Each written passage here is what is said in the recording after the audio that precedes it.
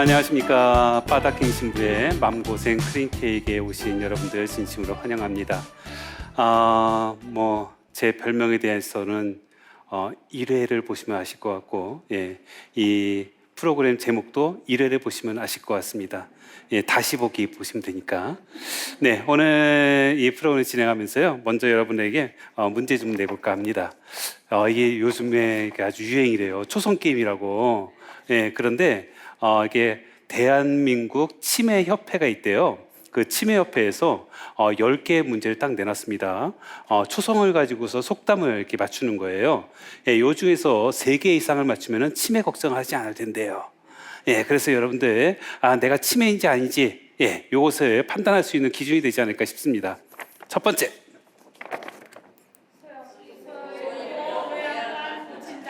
오, 대단하세요.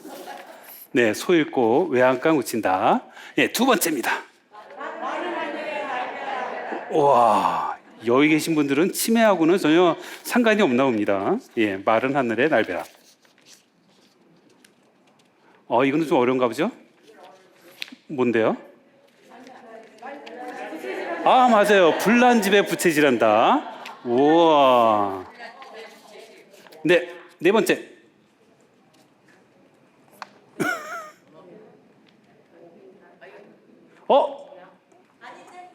맞아요. 아니 땡 굴뚝에 연기 나랴. 와, 대단합니다. 네, 그럼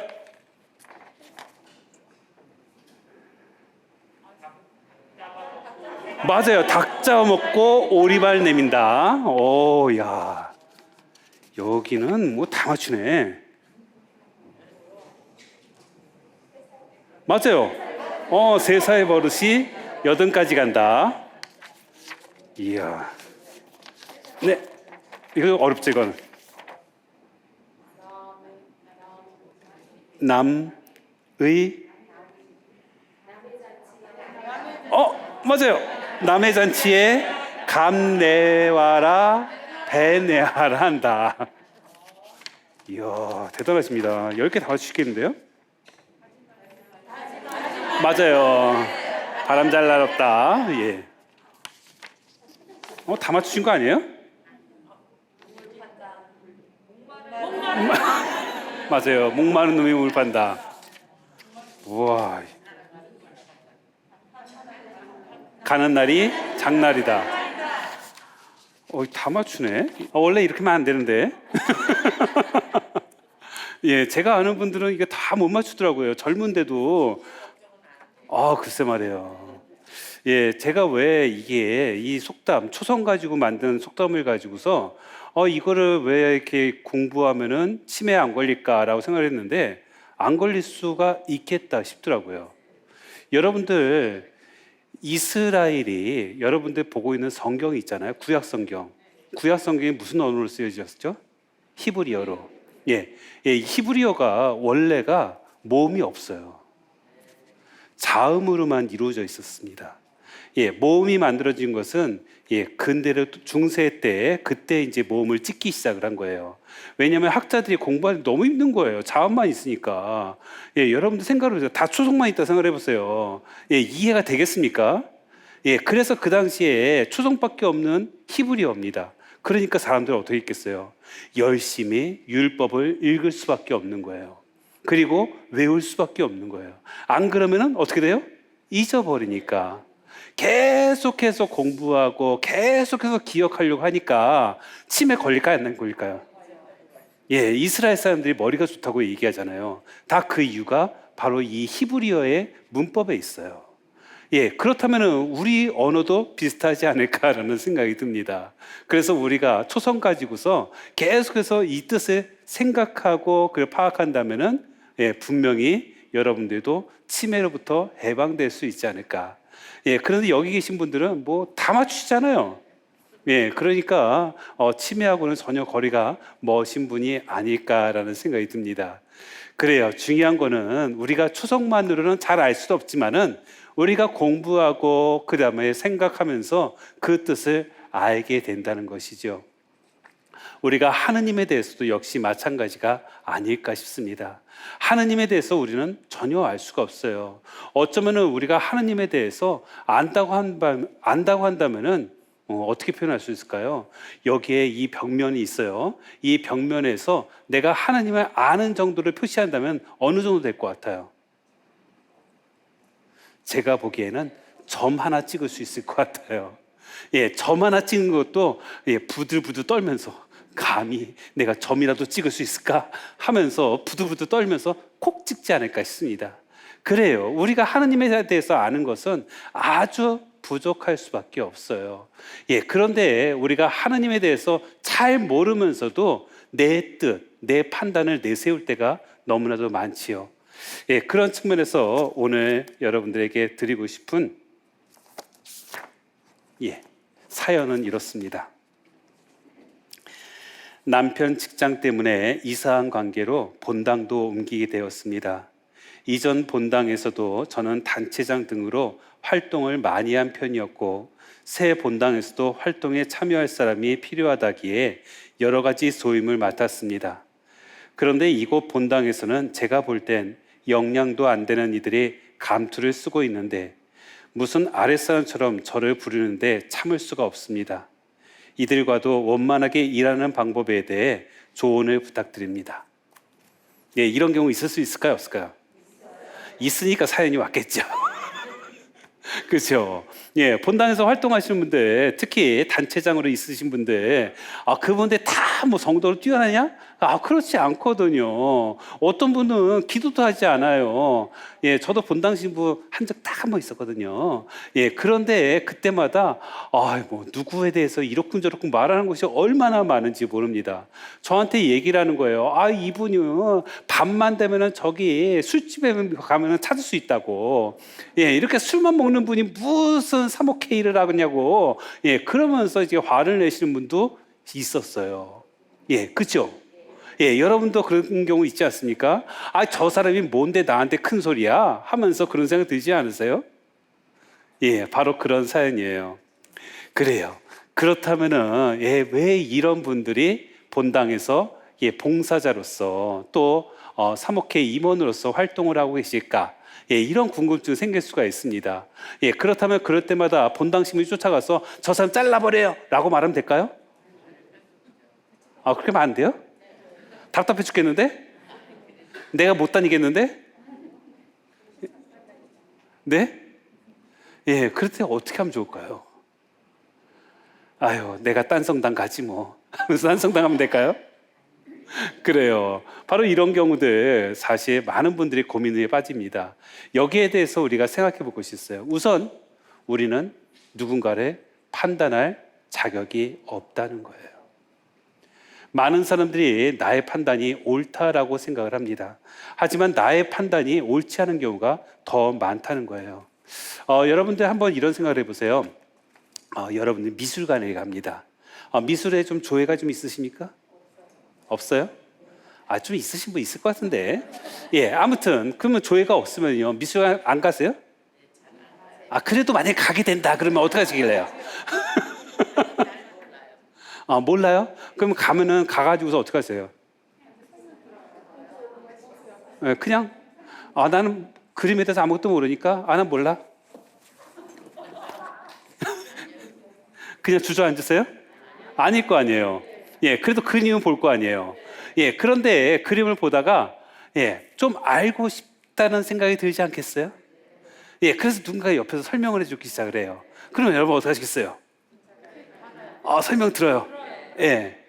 그리고 만약에 설명을 안 하는데 설명이 필요하신 분들은 여기다 연락 주세요. 그러면은 연락하시겠어요? 안 하시겠어요? 하요? 그래요. 그러면 미술관에 가서요 설명을 듣는 경우가 있고요, 설명을 듣지 않는 경우가 있어요. 그렇다면은 어떤 경우가 더 많은 것을 얻을 수 있을까요? 들을 때. 그래요. 그런데 사실은 설명을 듣지 않을 때 더 많은 것을 알 수 있다고 합니다. 제가 이제 한 번은요 어딜 갔었냐면은 고흐박물관에 갔어요. 사실 저는 미술 잘 몰라요. 미술 실기 성적을 좋게 받아본 적이 한 번도 없어요. 예, 그러다 보니까 저는 미술에 대한 감각이 아무것도 없어요. 예, 그런데도 불구하고 미술에 대한 이야기를 보는 거 되게 재밌어요. 예, 전혀 그리지도 못하고 만드는 것도 못하고 하는데, 예, 그 그림을 보고서 막 살피는 게 너무 재미있는 거예요. 예, 그 고흐박물관에 갔습니다. 고흐박물관에 갔는데 거기 가가지고 거기 이제 그 고흐박물관 보면 렘브란트 박물관도 옆에 있어요. 그 렘브란트 박물관 갔다가 고흐박물관 갔는데, 예, 작품을 보면서 막 이렇게 보는 거예요. 예, 그런데 저랑 같이 가신 분이 저한테 신부님 이거 설명을 좀 들으세요 하면서, 예, 그 설명 그 헤드셋을 이렇게 주더라고요. 예, 물론 들을 수도 있겠지만은 영어가 짧아서 그리고 굳이 미술을 그 그림을 보면서, 예, 그 영어를 들으려고 하는 스트레스를 받고 싶지가 않았어요. 그리고 그냥 온전히 그 그림만 보다 보면은 무엇인가 발견되는 것이 있어요. 예, 색조라든가, 예, 그 다음에, 예, 미처 보지 못했던 그런 어떤 그림이라든가, 예, 그런 거 보면서 굉장히 기분이 좋고 새로움을 느끼게 됩니다. 예, 그래서 저는 미술관에 가면은 절대로 설명을 듣지 않아요. 예, 그런데 바로 이 점에 대해서 어떤 미술관에서 설명을 해주지 않는 미술관이 있다는 얘기를 든 거예요. 독일의 듀셀도르프에 있는 인젤 홈브로이히 인젤 이름이 너무 힘들어요. 인젤 홈브로이히라는 그런 미술관이 있대요. 예, 이 미술관의 창립자가 칼 밀러라는 분인데, 이분의 특징이 절대 설명을 하지 않는다. 그림이라는 것은 자신의 감정이 제일 중요하다는 거예요. 그래서 그림에 대해서도 판단 금지예요. 그래서 이분이 이런 말씀 남기셨어요. 우리는 모든 걸 설명할 수 있어야 한다고 생각한다. 하지만 사랑, 인생, 당신의 아이들은 설명될 수 없다. 사실 인간관계만큼 설명할 수 없는 것이 있을까 싶습니다. 인간관계만큼 우리가 말로 설명을 하지만 그 말로 설명하는 것이 충분해 줄 수 없다는 것이지요. 따라서 내가 누군가를 안다라는 거 100% 아는 거 절대로 아닐 거예요. 예, 그런데도 불구하고 내 판단은 옳고 상대방의 판단은 틀리다라고 생각할 때가 너무나도 많았습니다. 우리가 이 점을 어디서 많이 봐요? 성경에서. 특히 예수님과 대립했던 바로 바리사이들과 율법학자들을 통해서 우리는 많이 목격할 수가 있습니다. 예, 그 중에서 한 가지 보죠. 그들이 예수님을 찾아와서 남편이 아내를 버려도 되는지에 대해서 질문했던 적이 있어요. 예, 그때 예수님께서 어떻게 말씀하셨어요? 예, 율법에는 어떻게 적혀 있느냐라고 물어보죠. 우선 율법 하면은 사실 우리가 십계명 생각을 하잖아요. 예, 십계명뿐만 아니라 바로 여러분들이 모세오경이라고 하는 부분, 예, 그 부분에 보면은 그 조항들이 있어요.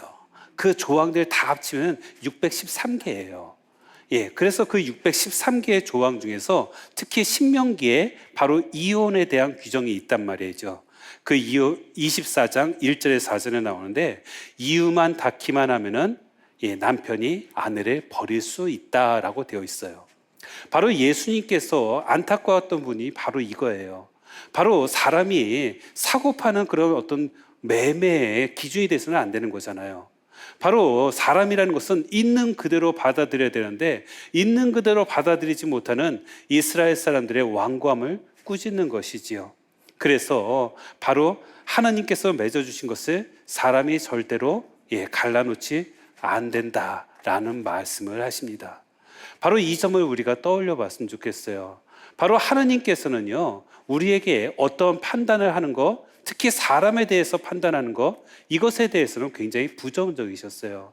그래서 예수님께서 어떤 말씀하셨어요? 남을 판단하지 마라. 그럼 너희도 판단받을 것이다 라고 말씀을 하셨습니다.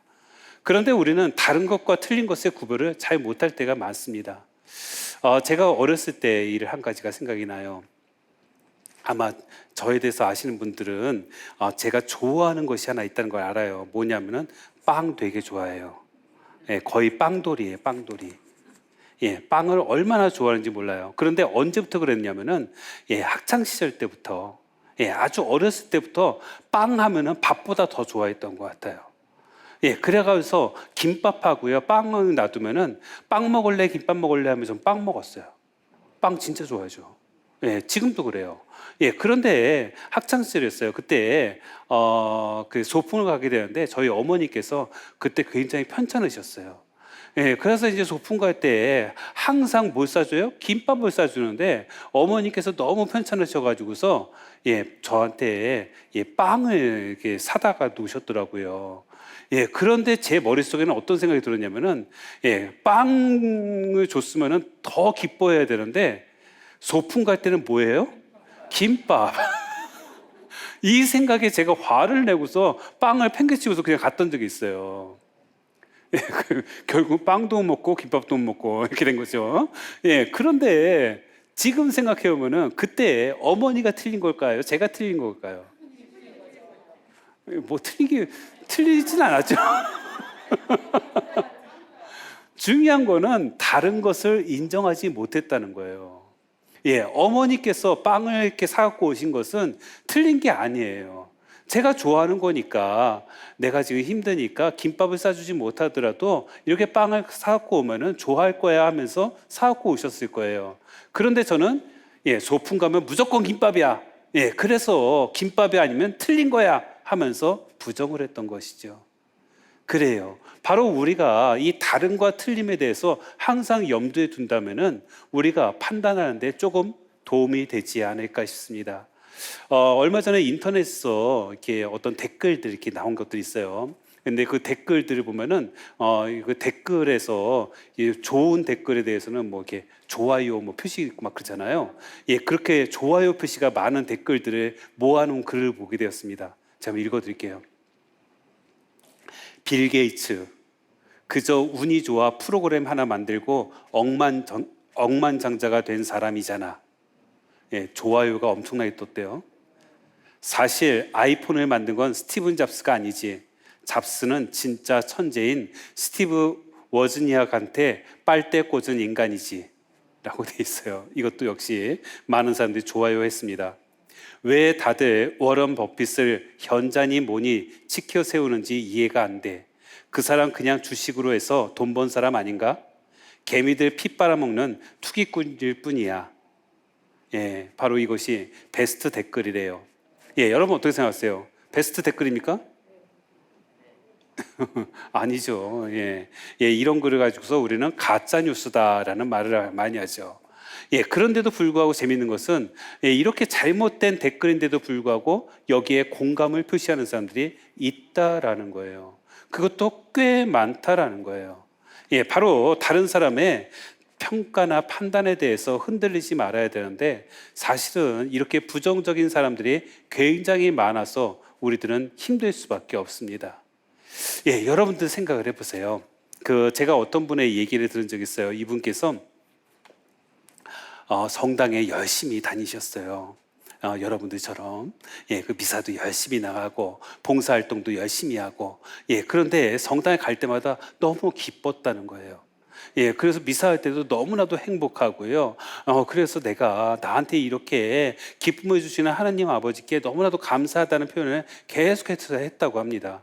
예, 그런데 어느 날이었어요. 어느 날 성당 가는 게 지루한 거예요. 재미가 없는 거예요. 괜히 시간 낭비하는 것 같은 거예요. 하나님께서 나한테 직접 얘기한 것도 아닌데 내가 여기서 커다란 기쁨을 얻는 것도 아닌데 내가 왜 이렇게 성당에 열심히 봉사활동해야 되지? 라는 생각이 들더라는 거죠. 예, 그런데 이런 생각을 품고 있을 때 자기가 정말로 친한 동생이 있는데 동생이 자기한테 이런 말을 하더래요. 언니, 나 성당 나가는 거 재미없어 라고 말을 하더라는 거예요. 예, 이 동생한테 어떻게 말해줘야 될까요?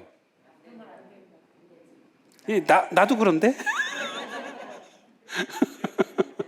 내가 이런 마음 품고 있는데 동생이 그런 얘기를 하는 거예요. 예, 그래서 뜨끔했대요. 나도 그런데. 예, 그래가지고 뜨끔해가지고서 차마 이 또 동생한테 나도 그래. 그러니까 걱정하지 마. 라고 말해주기가 굉장히 애매하더라는 거예요. 왜냐하면 동생을 자기가 성당으로 끌어들였거든요. 예, 그래가지고 동생한테 차마 얘기를 못하고 그냥 가만히 있는데 동생이 이런 말을 하더라는 거죠. 언니, 전에는 성당 나오는 게 너무나도 좋았거든. 왜냐하면은 언니가 날 칭찬해 줬어.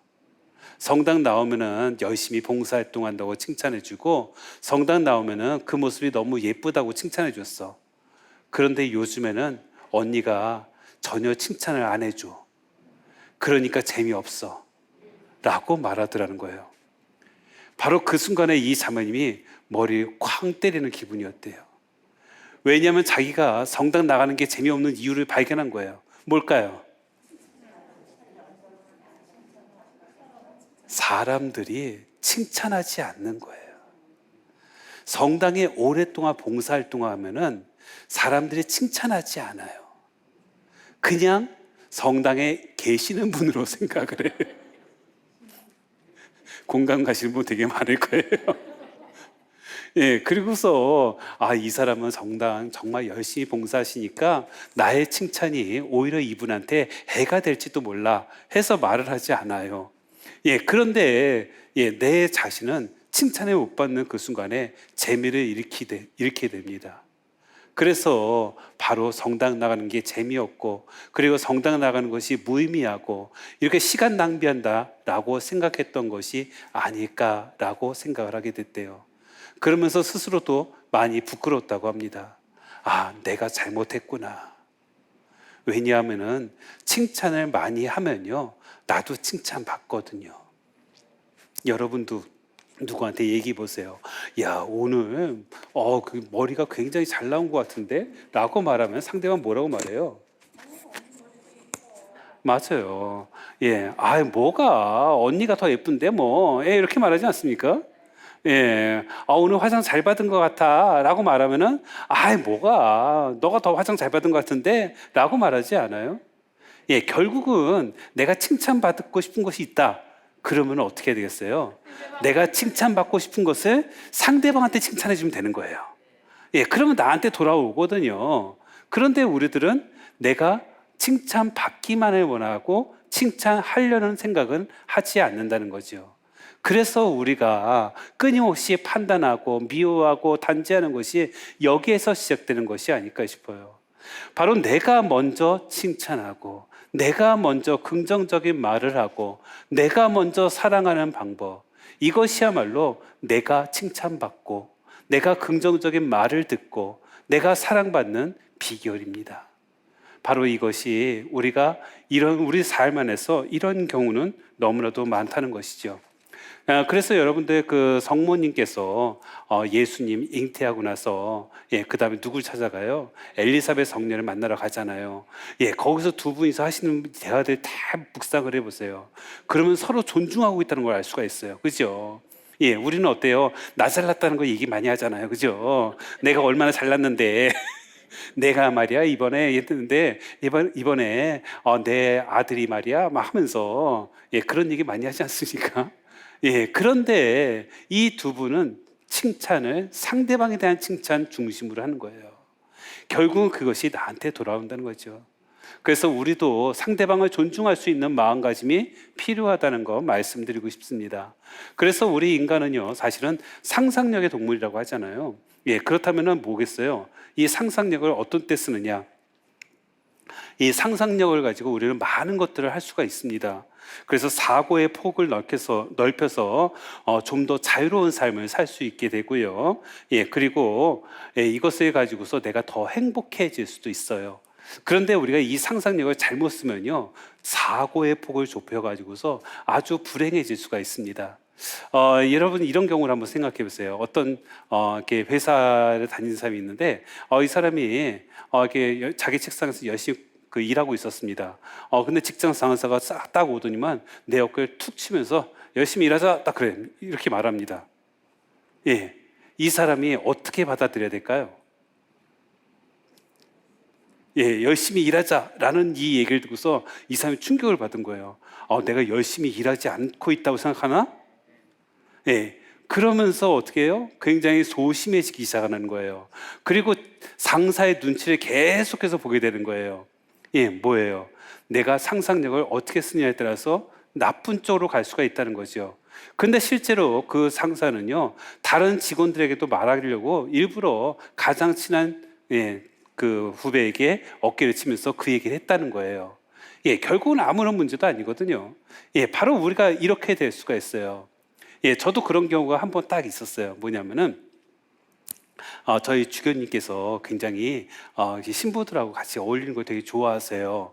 그래서 성유축성 미사가 있었습니다. 네, 성유축성 미사 때 저희 신부들 다 가서 거의 성유축성 미사 때 충성서역도 하고 그다음에 성유도 받아갖고 와요. 예, 그런데 그 성유축성 미사 때 신부들 다 이렇게 있으니까 주교님이 좀 일찍 나오셔서 신부들 다 인사를 합니다. 아유, 오셨습니까 신부님, 반갑습니다 하면서 인사를 하세요. 예, 그런데 주교님께서 오셔서 막 인사를 하는데 저한테 제 앞에 딱 오셨더니만 왔구나 하면서 쭉 지나가는 거예요. 예, 저하고는 악수를 안 했어요. 예, 다른 신부들하고 다 악수했는데, 예, 그런데 저는 사실 아무렇지도 않게 생각을 했어요. 왜냐하면은 며칠 전에도 성지에 오셔가지고서 저랑 같이 식사를 했거든요. 워낙 친하니까. 예, 그렇게 생각을 했거든요. 그런데 옆에 있는 동료들이 얘기합니다. 너 주교님한테 찍혔어?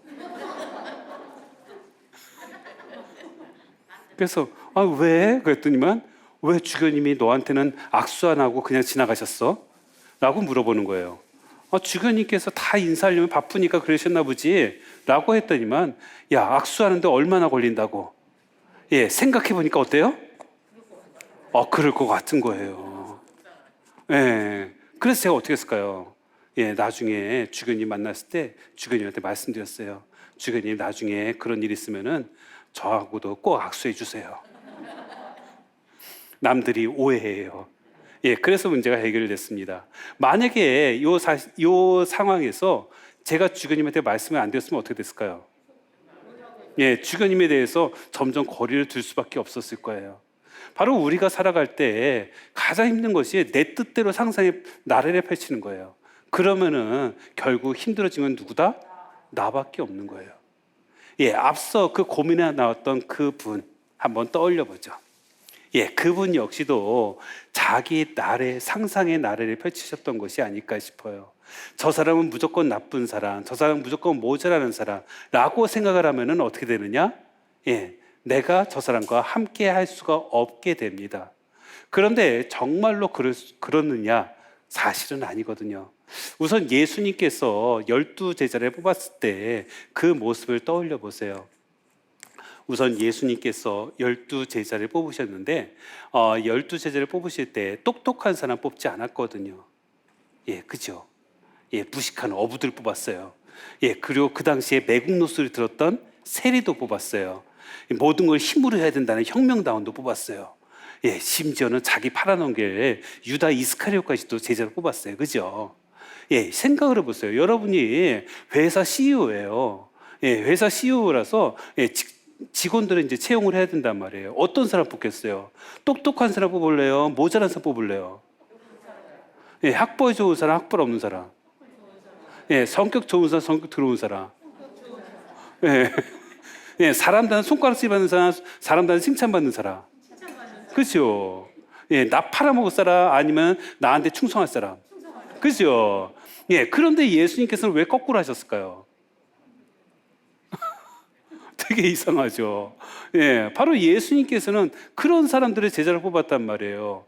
예수님께서는 하나같이 부족한 사람, 하나같이 모자란 사람, 예, 심지어는 자기에 대해서 끝까지 충성하겠다고 말해놓고서는 예수님께서 붙잡히니까 뿔뿔이 흩어졌던 그렇게 의지도 나약했던 사람들이었어요. 바로 그렇게 부족한 사람들 예수님께서는 당신의 제자를 뽑으셨다는 것, 이 사실을 떠올린다면은 우리 사목회에 모자란 사람이 있다는 거 어떻게 생각하세요? 있을 수 있을까요? 불가능한 일이에요. 네, 있을 수 있는 거죠.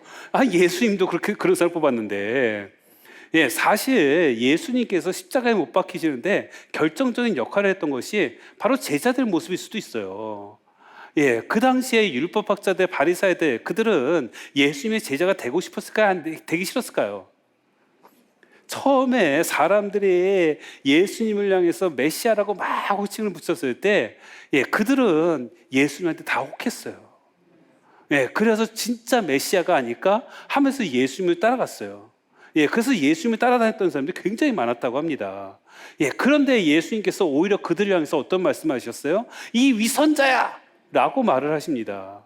예, 그들을 달래서 이렇게 능력 있고 이렇게 똑똑하고 이렇게 사람들한테 존경과 사랑을 받는 너희들이 내 곁에 오니까 내가 너무 기뻐. 나랑 같이 살자라고 했으면 어땠을까요?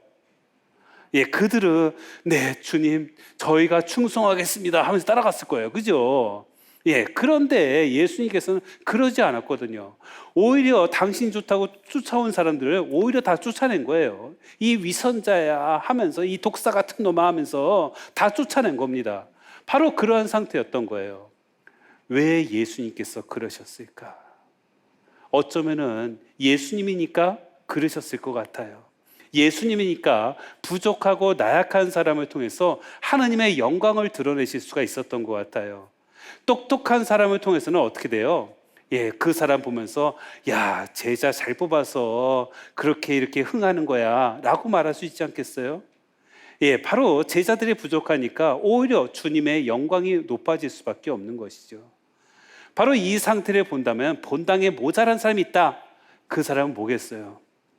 주님의 영광을 드러내는 사람이에요. 그 사람이 우리 교회를 망치는 사람이 아니에요.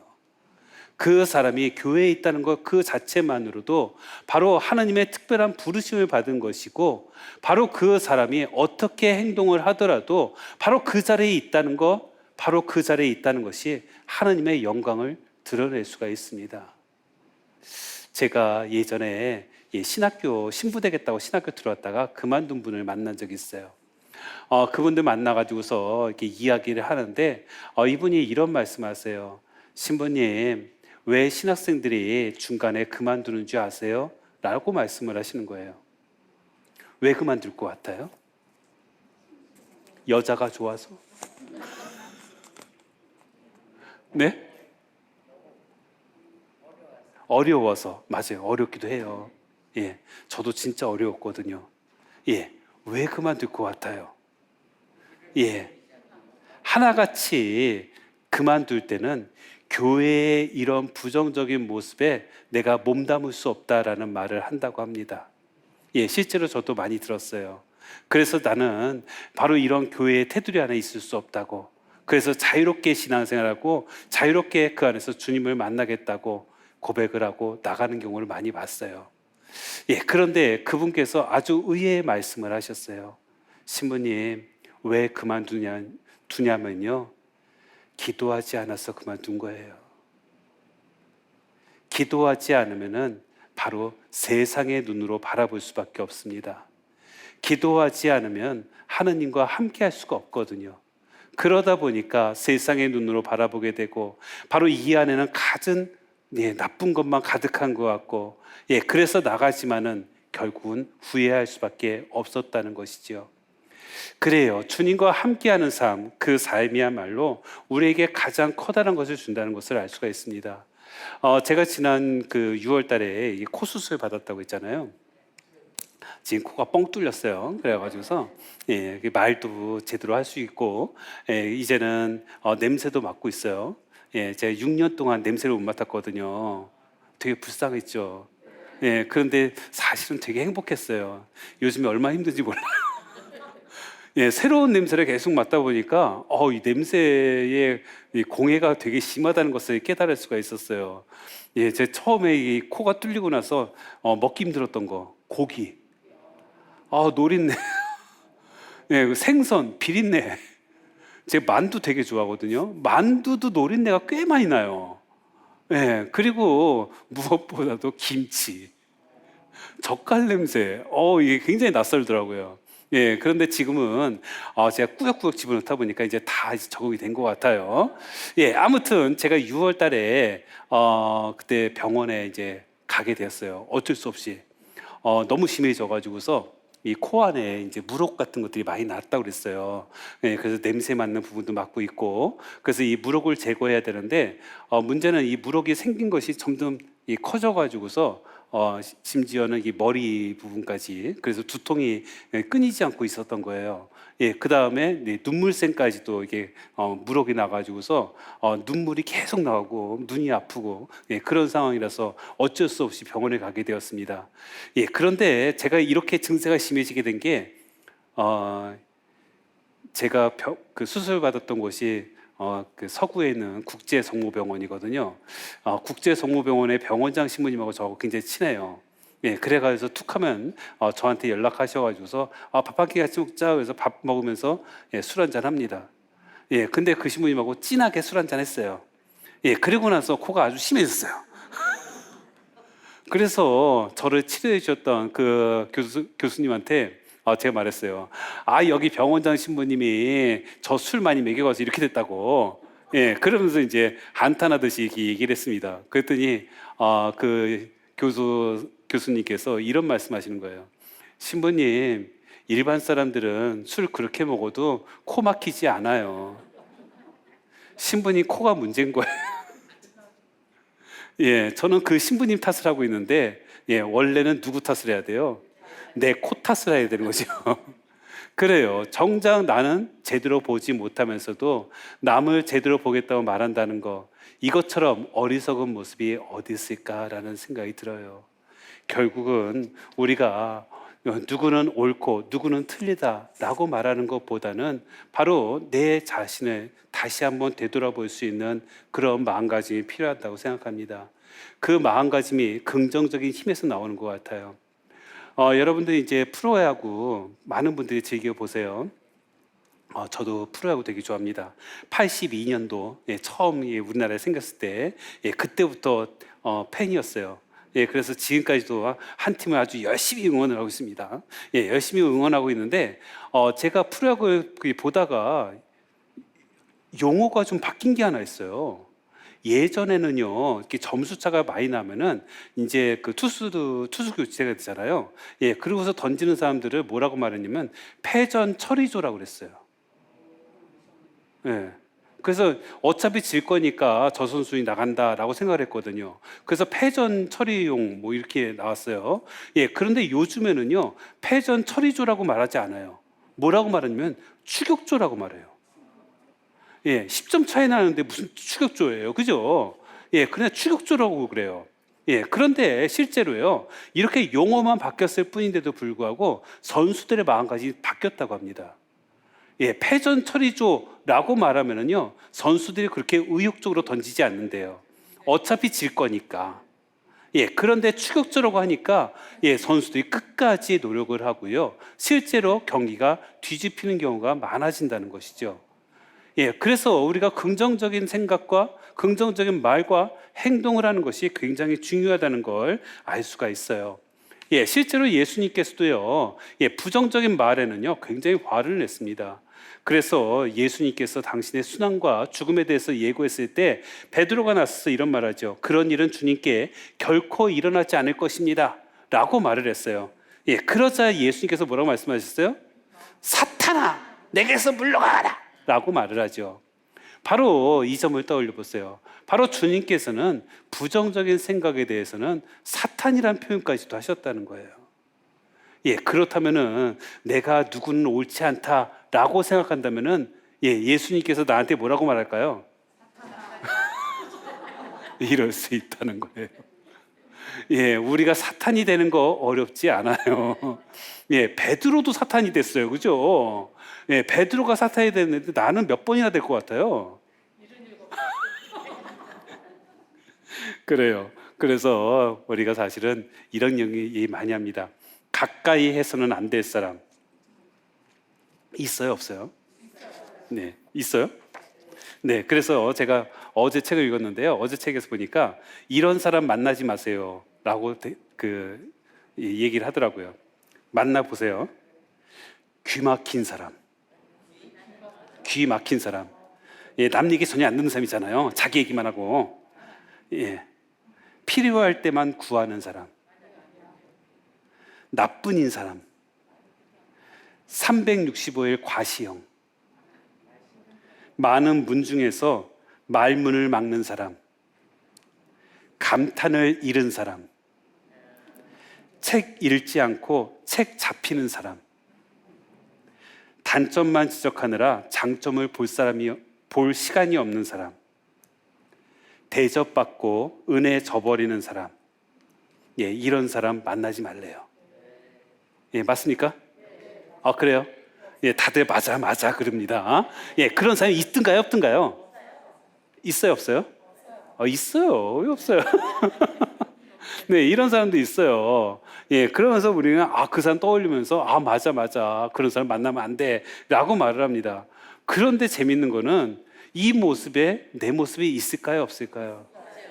있더라는 거예요. 나와 주님과의 관계를 보면 다 이래, 내가.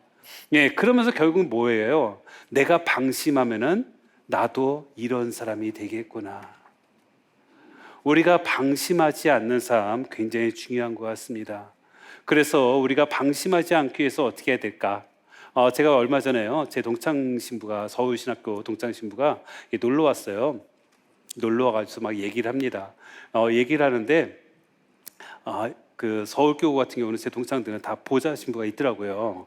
그래가지고서 얘기를 하면서 보좌 신부에 대해서 이러쿵저러쿵 얘기를 하는 거예요. 그래가지고서 막 얘기를 합니다. 그래서 제가 진짜 그래? 막 그러면서 이 맞장구를 쳐줬어요. 그랬더니만 제 동창 신부가 하는 말이, 그런데 너 그렇게 생각하면은 꼰대 소리 들어, 그러더라고요. 맞습니까?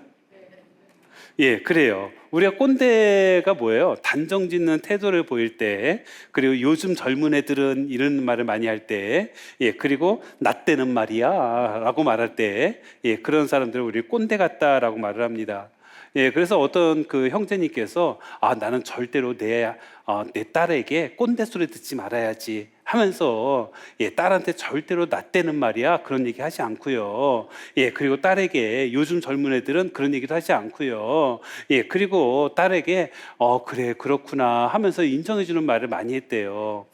그런데 어느 날이었어요. 어느 날 텔레비전 보다가 텔레비전에서 이제 젊은 애들이 좀 이렇게 옷을 좀 이상하게 입는 모습을 봤나 봐요.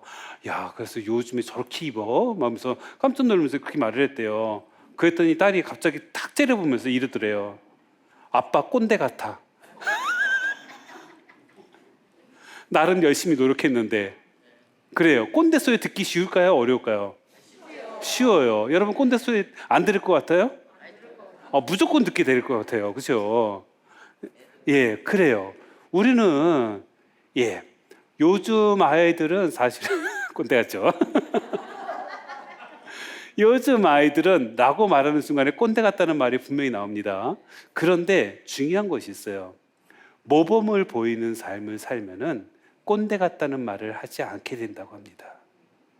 내가 그렇게 살고 내가 그렇게 열심히 사랑을 실천하는 모범적인 삶을 보이면은 꼰대라는 말을 절대로 표현하지 않는다는 거예요. 사실 존경하는 신부님들 보면은 생각들에 들어오면은 얼마나 꼰대 같은지 몰라요. 그런데 그 신부님들의 삶, 은퇴하신 신부님들 얘기 들으면 꼰대 같은 얘기를 많이 하십니다. 그런데 생활 자체가 너무나도 모범적이면은 차마 꼰대라고 말 못하는 것 같아요.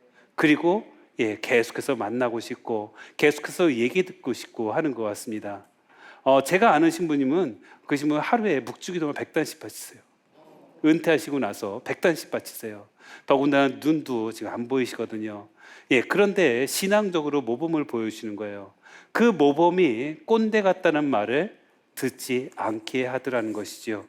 그래서 우리가 존경받는 어른으로 사는 것에 더 집중한다면은 굳이 꼰대 같은 말을 듣지 말아야지 하면서 내가 말 조심하고 태도 조심하고 그것보다는 더 모범적인 삶을 사는 것이 중요하다는 것입니다. 그래서 앞서도 말씀드렸듯이 그분께서 봤던 그런 남에 대한 그런 평가, 그 평가보다 나를 더욱더 멋지고 아름답게 만드는 것, 이것이 중요하지 않을까 싶습니다. 그래요. 우리가 살면서 어렵고 힘든 일들 많다고 말을 합니다. 그런 상황에서 우리가 내 자존감을 더욱더 높이기 위해서 남을 판단하고 단지합니다. 그러다 보니까 분노하게 되고 그러다 보니까 짜증도 내고 질투도 합니다. 하지만 그러면 그럴수록 누구 손에다? 내 손에다. 바로 주님께서는 이러한 나를 반기지 않는다는 것을 기억하면서 우리 모두가 주님께서 반기는 그런 멋진 모습으로 살기 위해서 더욱더 내 자신을 내려놓았으면 좋겠습니다. 오늘도 이 자리에 함께해 주신 여러분들 감사드리고 오늘도 기쁘고 행복한 하루 되십시오. 감사합니다.